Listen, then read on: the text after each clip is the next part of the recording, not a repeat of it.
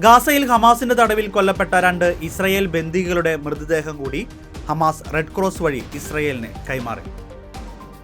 Hamas Israel വെടിനിർത്തൽ കരാർ സങ്കീർണമായ അവസ്ഥയിലൂടെ കടന്നുപോകുമ്പോഴാണ് 2 പേരുടെ മൃതദേഹം കൂടി ഇസ്രായേലിന് ലഭിക്കുന്നത്. ഇത് ശേഷിക്കുന്ന ബാക്കി മൃതദേഹങ്ങൾ കൂടി ഇസ്രായേലിന്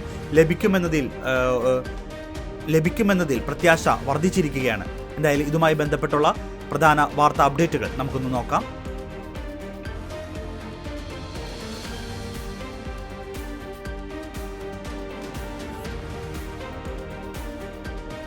ഗാസയിൽ ഹമാസ് തടവിൽ വെച്ചിരിക്കുന്ന 2 ഇസ്രായേലി ബന്ദികളുടെ മൃതദേഹങ്ങൾ റെഡ് ക്രോസ് വഴിയാണ് ഇസ്രായേൽ സൈന്യത്തിന് കൈമാറിയത്. മൃതദേഹങ്ങൾ തിരിച്ചറിയുന്ന നടപടികൾക്കായി നാഷണൽ സെന്റർ ഓഫ് ഫോറൻസിക് മെഡിസിനിലേക്ക് മാറ്റി തുടർന്ന് കുടുംബാംഗങ്ങൾക്ക് കൈമാറും. US മധ്യസ്ഥതയിൽ ഒപ്പുവെച്ച വെടിനിർത്തൽ കരാർ പ്രകാരം ജീവനുള്ള എല്ലാ ബന്ദികളെയും തിരികെ നൽകിയതിനു പുറമെ ഗാസയിൽ ശേഷിക്കുന്ന 28 മരിച്ച ബന്ദികളുടെ മൃതദേഹങ്ങളും ഹമാസ് കൈമാറാൻ സമ്മതിച്ചിരുന്നു. ഏറ്റവും പുതിയ റിപ്പോർട്ടുകൾ പ്രകാരം കൈമാറിയ മൃതദേഹങ്ങൾ അമീറാം കൂപ്പർ, സഹർ ബെറൂച്ച് എന്നിവരുടേതാണെന്ന് ഇസ്രായേൽ സൈന്യം സ്ഥിരീകരിക്കുകയും അവരുടെ കുടുംബങ്ങളെ വിവരം അറിയിക്കുകയും ചെയ്തിരിക്കുകയാണ്.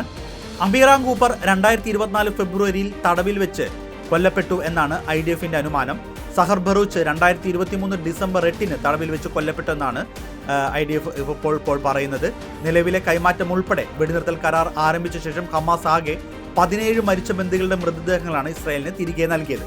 ഇതോടെ ഗാസയിൽ ഇനിയും 11 മരിച്ച ബന്ദികളുടെ മൃതദേഹങ്ങൾ ഉണ്ടെന്നാണ് ഇസ്രായേലിന്റെ കണക്ക്.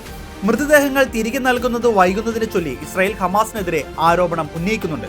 ഗാസയിലെ കനത്ത നാശനഷ്ടങ്ങൾ കാരണം മൃതദേഹങ്ങൾ കണ്ടെത്താൻ സമയമെടുക്കുമെന്നാണ് ഹമാസിന്റെ വിശദീകരണം. ഇരുകൂട്ടരും വെടിനിർത്തൽ കരാർ ലംഘിച്ചു എന്ന് പരസ്പരം കുറ്റപ്പെടുത്തുന്ന സാഹചര്യം നിലനിൽക്കുന്നുണ്ട്. ശേഷിക്കുന്ന മൃതദേഹങ്ങൾ കണ്ടെത്താൻ ഈജിപ്തിലെ വിദഗ്ധ സംഘവും റെഡ് ക്രോസ് പ്രതിനിധികളും ഹമാസിനൊപ്പം തിരച്ചിൽ തുടരുന്നുണ്ട്. കെട്ടിടാവശിഷ്ടങ്ങൾക്കിടയിൽ കുടുങ്ങിക്കിടക്കുന്നതാണ് പ്രധാന വെല്ലുവിളിയായി ഹമാസ് ചൂണ്ടിക്കാണിക്കുന്നത്.